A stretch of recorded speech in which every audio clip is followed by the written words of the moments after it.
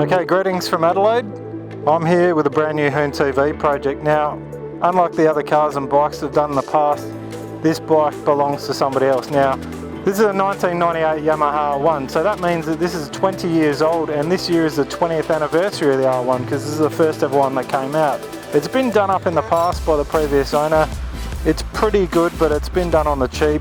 All credit to the guy, he's made it look quite nice, but there's still a lot of stuff on it. It's not quite right. There's broken fairings and bits and pieces and nuts and bolts that aren't right, but it does ride okay. I'm pretty impressed. So the thing is, this bike's going to get stripped right down to a bare frame and everything's going to be made new again. Now, when I say new, a few little tricks here that we're going to do to make it even newer than you'd think, but we'll let you in on that soon. So without further ado, I'm going to jump back on the bike, head back to the workshop and start pulling this apart.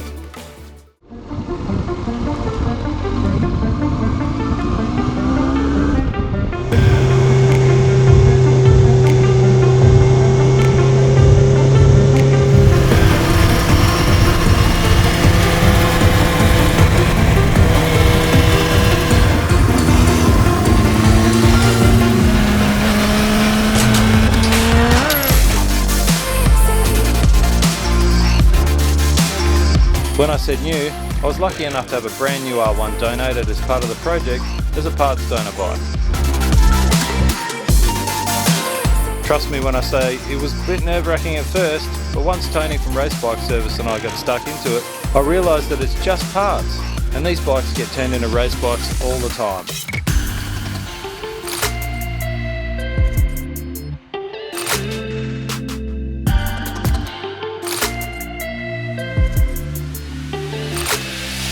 The beauty of having a new bike was the fact that all the parts going from bike to bike wouldn't need to be refurbished, and the finished product will look like new.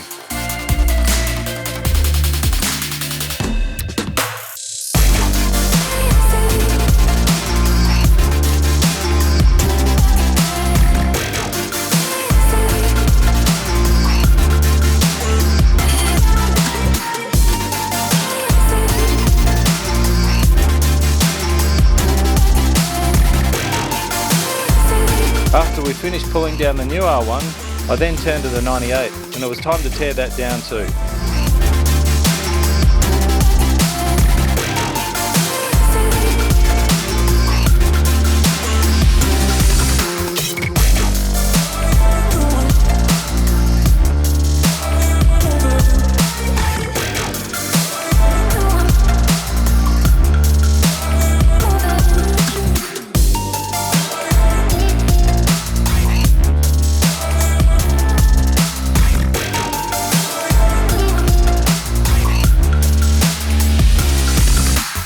Couple of hours left, day two. Got the 98 R1 stripped down as well now. Pretty much a bare frame, just a couple of brackets and bearing cups and stuff like that. Plan of attack now is to just assess stuff and look at differences in bearing sizes. I was able to do a few assessments based on part numbers and that before, but without being able to pull stuff apart completely, just on part numbers and measurements, and it was pretty close. But obviously now that I can actually look at stuff and measure it properly with verniers and rulers and stuff like that, then we can really work out what needs to be done as far as fitting the forks. Had a quick look at the swing arm. Not a lot of work for the main swing arm bolt to go in. It's just the later model one runs a slightly thicker swing arm bolt. So yeah, a bit of machining there, but nothing major in the way of engineering, which is fantastic. So hoping that with all the new swing arm linkages and everything like that, a couple of small adjustments here, but nothing massive. It's just really the engine itself and the engine mounts, and as we saw when we did like an assessment of it all before, it's not a quick and easy job, but it's also not reinventing the wheel and changing the whole frame. It's just a few mounting points. So machining some new engine mounts, welding them on properly, doing it all as per what the engineer is happy with, it should come up a treat. Obviously we've got two completely exploded R1s here. Engine's like the last part of the fab process, but I'm just looking at the two triple clamps and the heights of the head stems. So I can't just throw that straight into the frame, and then there's other bits that could be tricky. But one thing I have just looked at, and with a few measurements, is that it appears that the old triple clamp and the new one might be almost identical in dimensions.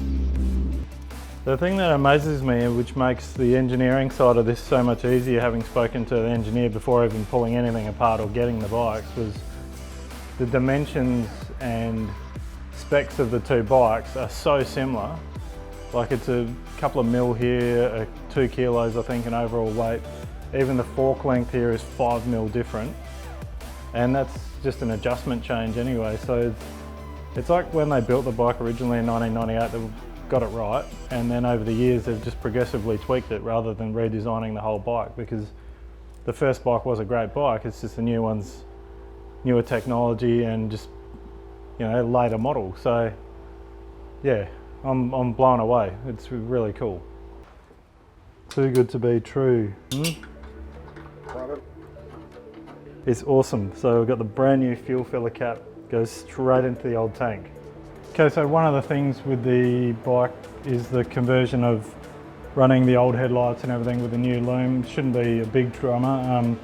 The new loom does have a light control unit, which is like a computer that runs the headlights. May be able to use that. What I'm going to do though is, because the front fairing stay bracket is broken, so I'm going to pull this all apart and just assess how good a condition the headlight's in. Also look at the difference in the mounting for the old Speedo versus the new one, because obviously we want to use the new Speedo. And then just look at how it's all going to work, because we're just waiting on a few other bits with the frame and the suspension. So this is just keeping me busy for now. So yeah, there we go.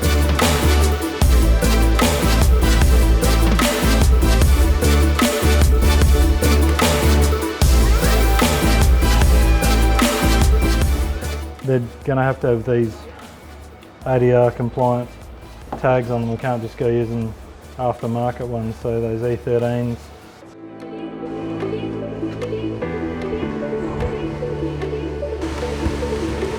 Right, so it's day 4. We're in a slightly different location today. We're up the road at Solid Engineering and Mechanical.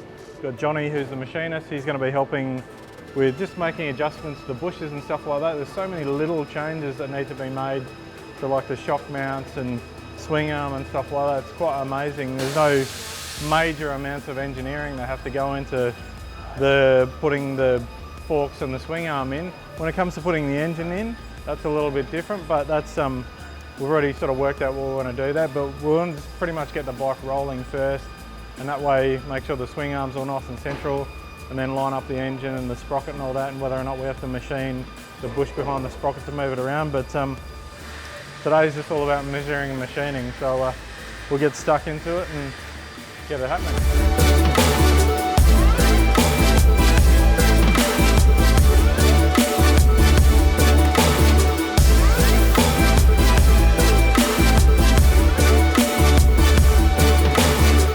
So for the bottom suspension pickup, that's the original one out of the new R1, and that's 17mm OD. So with the new bearing that we've got replaced, it's an 18mm OD, and it's a shorter space in the frame. So we haven't modified the frame at all. We just basically made this one slightly larger OD, shorter to suit the frame, and that's out of 4140 high tensile steel. So basically the same material, everything. So not changing anything, just making it fit.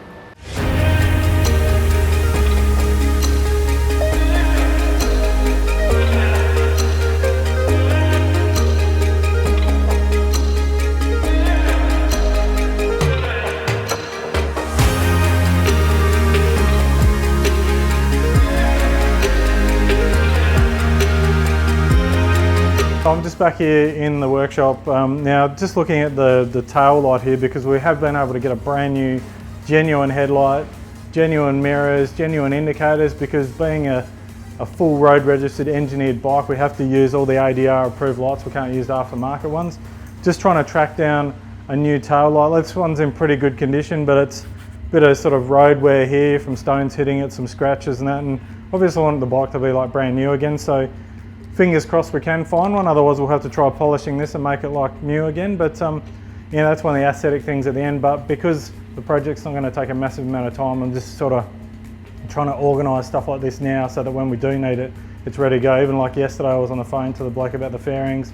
Might take a little bit of time to get them happening, but hopefully ordering them now, they'll pretty much arrive at the right time. So got a day off from the build because got something else on the go, but back on Thursday, because it's Tuesday today, back on Thursday, and we're back in solid to hopefully finish up machining, get the swing arm fitting in the bike, and then pretty much by the end of Thursday we'll have the frame rolling again with all the suspension in it, and we'll start looking at mounting the engine into the frame. So pretty big week, but yeah, it's been a lot of progress, and I'm pretty amazed by how this is coming together.